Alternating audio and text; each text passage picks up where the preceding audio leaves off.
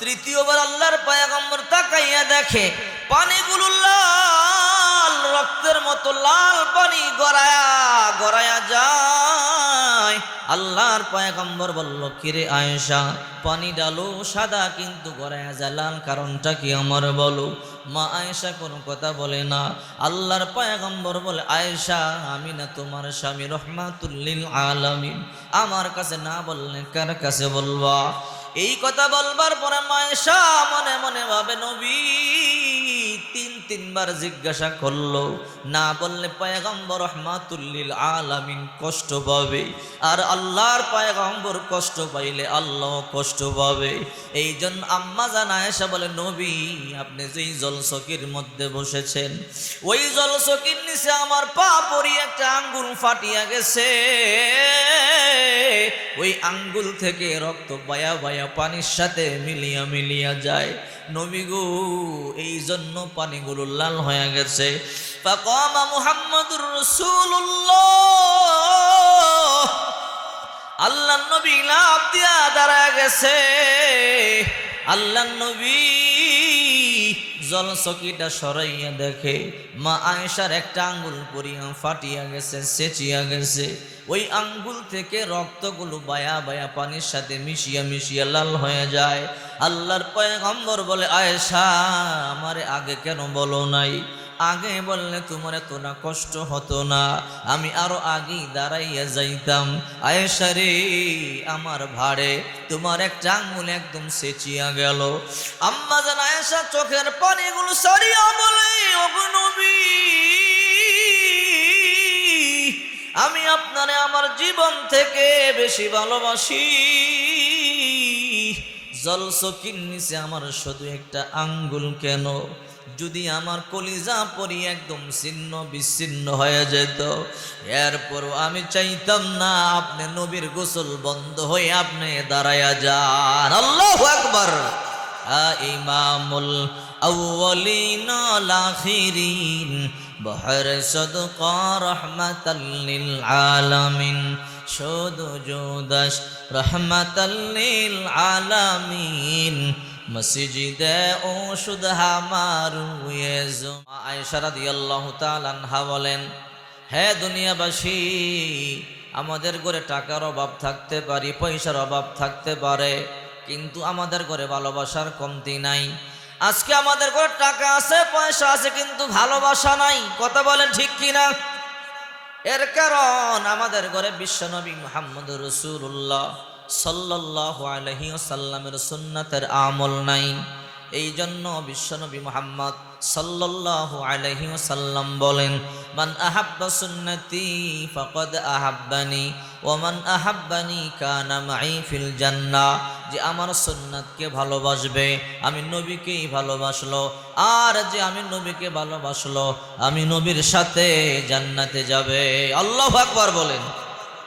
মা আয়েশা বলে, হে দুনিয়াবাসী, আমাদের ঘরে টাকার অভাব থাকতে পারে ঠিকই, আমাদের ঘরে পয়সার অভাব থাকতে পারে ঠিকই, কিন্তু ভালোবাসার কমতি নাই। আল্লাহর নবী বিশ্ব নবী রহমাতুল লিল আলামিন যখন ঘরে ঢুকতেন, আম্মা জানদেরকে সালাম দিতেন। মা আয়েশা বলে, হে দুনিয়াবাসী, আমার পয়গম্বর যখন আমার ঘরে ঢুকতো, 1 নম্বর আমাকে সালাম দিত, 2 নম্বরে মুসাফা করত, 3 নম্বরে বুকে জড়াইয়ে কবলের মধ্যে একটা চুমা দিয়ে দিত।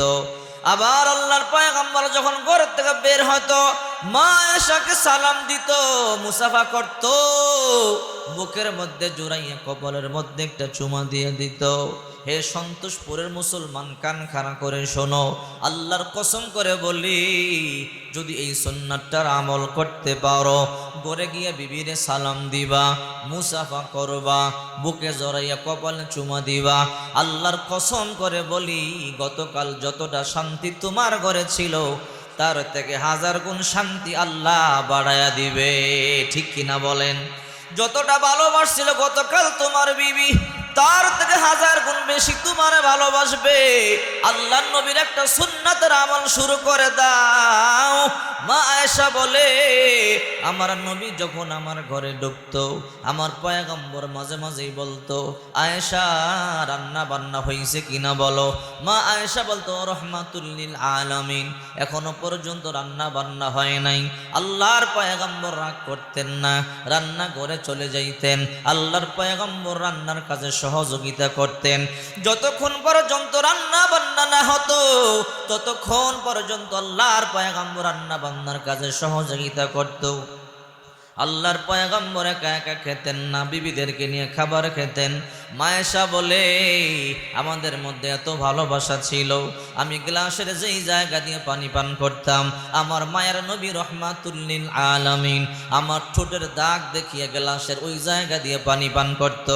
আবার আমি হাড্ডির যেই জায়গা দিয়ে চাবাইতাম, আমার মায়ের নবী ওই জায়গা দিয়ে হাড্ডি চাবাইতো।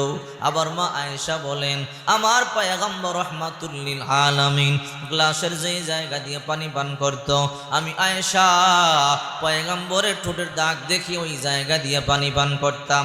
আমার পয়গম্বর যেই জায়গা দিয়ে হাড্ডি চাবাইতো, আমি আয়েশা ওই জায়গা দিয়ে হাড্ডি চাবাইতাম।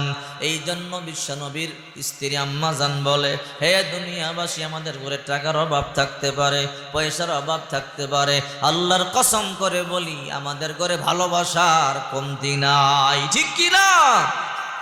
আজকে আমাদের ঘরে টাকা আছে, পয়সা আছে, ক্ষমতা আছে, কিন্তু আমাদের ঘরের মধ্যে শান্তি নাই। এর একটাই কারণ, আমাদের ঘরে সুন্নাতের আমল নাই। আগের দিনে দেখতাম মা বোনেরা, দাদিরা সকালবেলা ঘুম থেকে জাগিয়া ওযু করিয়া ফজরের নামাজ পড়িয়া তাসবিহ তাহলিল জিকির আজকার করত, কোরআন তেলাওয়াত করিয়া রান্না বান্নার কাজ শুরু করত। ঠিক কিনা বলেন? এখনকার মেয়েরা সকাল 10টা বাজে ঘুম থেকে উঠে রাত 1টা 12টা পর্যন্ত তারা মোবাইল টিপে কথা বলেন। ঠিক কিনা? এই জন্য আমাদের ঘরে শান্তি নাই। বিশ্বনবী রহমাতুল লিল আলামিনকে আম্মা জানগণ কেমন ভালোবাসতো। আজকে আমাদের বিবিরা স্বামীরে বেশি ভালোবাসে না। স্বামীর ইনকাম কমিয়া গেলে স্বামীকে রাখিয়া চলিয়া যায়, স্বামী বেশি অসুস্থ হয়ে পড়লে স্বামীকে সারিয়া চলিয়া যায়। আম্মা জানগণ আল্লাহর পয়গম্বরকে কেমন ভালোবাসতো। আল্লাহর নবী রহমাতুল লিল আলামিন খেদমত বন্টন করতেছেন। কোন বিবি কোন খেদমত করবে, এই বিবি খেদমত করবে, ওই বিবি এই খেদমত করবে, এমন করে করে রহমাতুল লিল আলামিন খেদমত বন্টন করে। হঠাৎ করে আম্মা জান আয়েশা দৌড়াইয়া বলে, নবী একটা খেদমত আপনি কাউকে দিবেন না, ও রহমাতুল লিল আলামিন এই খেদমতটা আপনি আমাকে দিবেন।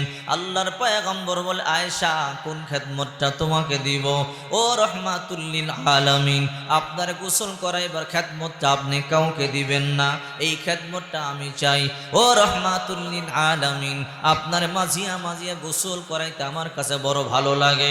আল্লাহর পয়গম্বর বলে, আয়েশা আমি আমার সব বিবিদের থেকে অনুমতি নিয়ে নেই, যেহেতু সমস্ত বিবিদের হক। আল্লাহর নবী সমস্ত বিবিদেরকে সামনে আনলেন, বসাইলেন।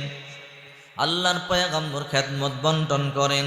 আল্লাহর পয়গম্বর বলল, রে বিবিরা, আয়েশা তোমাদের মধ্যে সবচেয়ে ছোট, আয়েশা একটা খেদমত চাই, তোমরা দিবা কি না বলো?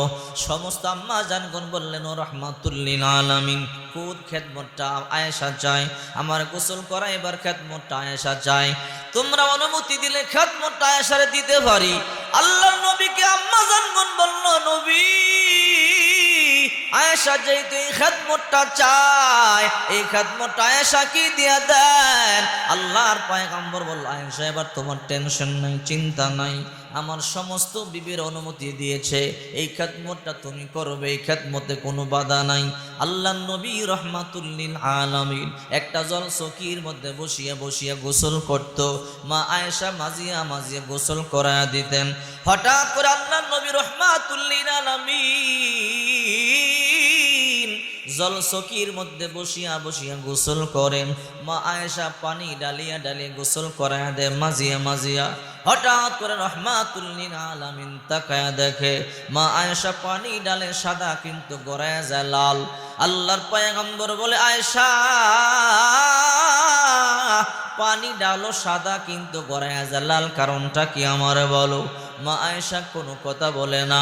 আল্লাহর পয়গম্বর বলে, আয়েশা পানি ডালো সাদা গড়াইয়া যায় লাল, কারণটা কি আমার বলো? মা আয়েশা কোনো কথা বলে না।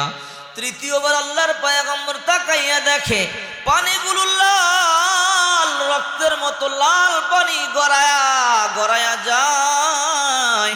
আল্লাহর পয়গম্বর বলল, কিরে আয়েশা, পানি ডালো সাদা কিন্তু গড়ায়া যায় লাল, কারণটা কি আমার বলো? মা আয়েশা কোনো কথা বলে না। আল্লাহর পয়গম্বর বলে, আয়েশা আমি না তোমার স্বামী রহমাতুল লিল আলামিন, আমার কাছে না বললে কার কাছে বলবা? এই কথা বলবার পরে মা আয়েশা মনে মনে ভাবে, নবী তিনবার জিজ্ঞাসা করলো, না বললে পয়গম্বর রহমাতুল লিল আলামিন কষ্ট পাবে, আর আল্লাহর পয়গম্বর কষ্ট পাইলে আল্লাহ কষ্ট পাবে। এই জন্য আম্মা জান আয়েশা বলে, নবী আপনি যেই জলচকির মধ্যে বসেছেন ওই জলচকির নিচে আমার পা পড়ি একটা আঙ্গুল ফাটিয়া গেছে, ওই আঙ্গুল থেকে রক্ত বায়া বায়া পানির সাথে মিলিয়া মিলিয়া যায়। নবী গো এই জন্য পানিগুলো লাল হয়ে গেছে।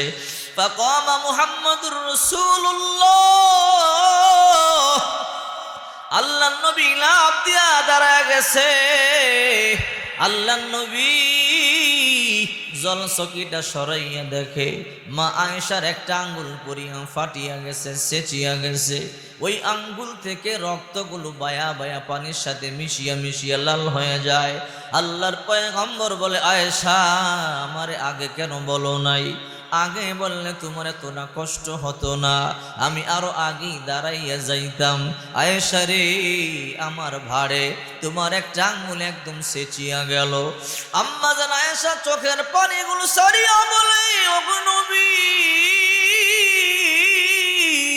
আমি আপনারে আমার জীবন থেকে বেশি ভালোবাসি। জলচকির নিচে আমার শুধু একটা আঙ্গুল কেন, যদি আমার কলিজা পরি একদম ছিন্ন বিচ্ছিন্ন হয়ে যেত, এরপরও আমি চাইতাম না আপনি নবীর গোসল বন্ধ হয়ে আপনি দাঁড়ায়া যান। আল্লাহু আকবার। ইমামুল আউয়ালিন ওয়াল আখিরিন বহর সদকা রহমাতাল লিল আলামিন, শুধু জুদাস রহমাতাল লিল আলামিন, মসজিদে ওষুধ হামারুয়ে জমিন। চিন্তা করে দেখেন আম্মা জানগন বিশ্বনবী মুহাম্মদ সাল্লাল্লাহু আলাইহি ওয়াসাল্লামকে কত ভালোবাসে। সাহাবায়ে কেরাম পর্যন্ত বিশ্বনবী মুহাম্মদ সাল্লাল্লাহু আলাইহি ওয়াসাল্লামকে জীবন থেকে বেশি ভালোবাসতো। এই জন্য যদি নবীর সুন্নত আপনার বডির মধ্যে আনতে পারেন, আপনার বডি সবচেয়ে শ্রেষ্ঠ বডি হয়ে যাবে। আপনার পরিবারে যদি আল্লাহর নবীর সুন্নত আনতে পারেন, আল্লাহর কসম করে বলে আপনার পরিবারটা শ্রেষ্ঠ পরিবার হয়ে যাবে। আপনার ব্যক্তি জীবন সামাজিক জীবনে যদি আপনি পয়গম্বরের সুন্নতটা আনতে পারেন, আল্লাহর কসম করে বলি আপনার ব্যক্তি জীবন সামাজিক জীবন সবচেয়ে দামি হয়ে যাবে। এই জন্য বিশ্বনবী মুহাম্মদ সাল্লাল্লাহু আলাইহি ওয়াসাল্লাম যেমনি পরিবার পরিচালনা করেছেন সেই রকম করতে হবে। একদিন আল্লাহর নবী বিশ্বনবী রহমাতুল লিল আলামিন তাহাজ্জুদ পড়বার জন্য ঘুম থেকে জাগলেন। মা আয়েশা রাদিয়াল্লাহু তাআলা আনহা ঘুম থেকে জাগলেন। আল্লাহর পয়গম্বর বলে, আয়েশা গোটা মদিনাবাসী ঘুমায়, চলো আমরা একটু দৌড় প্রতিযোগিতা খেলি। মা আয়েশা বলে, ও রহমাতুল লিল আলামিন ঠিক আছে চলেন। আল্লাহর পয়গম্বর বলে, আয়েশা ওই যে মসজিদ নববীর একটা খুঁটি দেখা যায়, দেখবো দৌড়াইয়া কে ধরতে পারে। মা আয়েশা বলে, রহমাতুল লিল আলামিন ঠিক আছে, দেখবো মসজিদের নববীর খুঁটিটাকে ধরতে পারে। দুইজনে দৌড় দিলেন। আল্লাহ নবী রহমাতুল লিল আলামিন দৌড়াইয়া খুঁটিটা ধরে ফেললেন। সুবহানাল্লাহ বলেন। মহিলারা কিন্তু কোনো কাজে হারলে মন খারাপ করে, কথা বলেন ঠিক কি না? মহিলারা হাঁটতে জানে না, মহিলারা হারলে কিন্তু মানতে পারে না। আল্লাহ নবী রহমাতুল লিল আলামিন তাকাইয়া দেখে মা আয়েশার মনটা খারাপ হয়ে গেল। আল্লাহর পয়গম্বর বলে, আয়েশা তুমি দৌড়ে হেরে গেলা, এই জন্য তোমার মনটা খারাপ হয়ে গেল। মা আয়েশা আকাশের দিকে তাকাইয়া আছে। আল্লাহ নবী রহমাতুল লিল আলামিন বলে, আয়েশা আকাশের দিকে তাকাইয়া কি গনো? মা আয়েশা বলো, রহমাতুল লিল আলামিন তারকা গনি। আল্লাহর পয়গম্বর বলে, আয়েশা আকাশের তারকা গনিয়া তো কেউ শেষ করতে পারবে না। আল্লাহ তাআলা গণিত তারকা সৃষ্টি করেছেন। এইবার মা আয়েশা মনে মনে ভাবে, দৌড় প্রতিযোগিতা জিততে পারি না, এখন এমনি জিতিয়া যাব যুক্তি দিয়া। আম্মা জান আয়েশা বলে, ও রহমাতুল লিল আলামিন, যদি আকাশের তারকাগুলো গনিয়া গনিয়া শেষ করা না যায়, আপনার সাহাবীদের মধ্যে এমন কোন সাহাবী আসেনি যার নেক আমল গনি গনি শেষ করা যাবে না? মা আয়েশা মনে মনে ভাবলেন, আমার আব্বা আবু বকরের কথা বলবে, ঠিক কিনা জোরে বলেন? কারণ সাহাবায়ে কেরামদের মধ্যে আবু বকর সর্বশ্রেষ্ঠ, আবু বকরের নেক সবচেয়ে বেশি। এবার আম্মা জান আয়েশা বলল, ও নবী, আপনার সাহাবীদের মধ্যে এমন কোন সাহাবী আসেনি যার আমল নামা আকাশের তারকার মতো গুণে শেষ করা যাবে না? আল্লাহর পয়গম্বর বলল, রে আয়েশা, হা হা, আমার সাহাবীদের মধ্যে এমন একটা সাহাবী আছে যার আমল নামা আকাশের তারকা যেমনি গুণে শেষ করা যাবে না, তার আমল গুণে শেষ করা যাবে না। আম্মা জান আয়েশা বলো, ও রহমাতুল লিল আলামিন, তাড়াতাড়ি বলেন আপনার সেই সাহাবীর নাম কি? আল্লাহর পয়গম্বর বলে, আয়েশা, আমার ওই সাহাবীর নাম হলো ওমর। আল্লাহু আকবার বলেন। এই কথা শুনবার পরে মনটা আরো খারাপ হয়ে গেল, কারণ আমার আব্বার নাম বলে নাই, আমার সতীনের বাবার নাম বলছে। ওমর রাদিয়াল্লাহু তাআলা আনহুর একটা কন্যা হাফসা রাদিয়াল্লাহু তাআলা আনহাকে আল্লাহর পয়গম্বর বিবাহ করেছেন। মা আয়েশার মন আরো খারাপ হয়ে গেল, আমার বাবার নাম না বলিয়া ওমরের নাম বলেছে। মা আয়েশার মন আরো খারাপ হয়ে গেল, কোনো কথা বলে না, চেহারাটা লাল হয়ে গেল। আল্লাহর পয়গম্বর বুঝতে পারলেন আয়েশার মন খারাপ হয়ে গেছে। আল্লাহর পয়গম্বর বলে, আয়েশা, ওমরের নাম শুনবার কারণে তোমার মনটা খারাপ হয়ে গেছে। রে আয়েশা, আমার সাহাবীদের মধ্যে এমন একজন সাহাবী আছে যার গোটা জিন্দেগির আমল লাগবে না। আয়েশা, হিজরতের রাতে গারে সৌরের মধ্যে আমার সাথে 3 রাত্রি ছিল। ওই 3 রাত্রির আমল যদি এক পাল্লার মধ্যে করা হয়, আর যদি এই ওমর সহ গোটা পৃথিবীর আমার উম্মতের আমল এক পাল্লায় করা হয়, আমার ওই সাহাবীর আমল বাড়ি হয়ে যাবে। তার নাম হলো আবু বকর। আল্লাহু আকবার।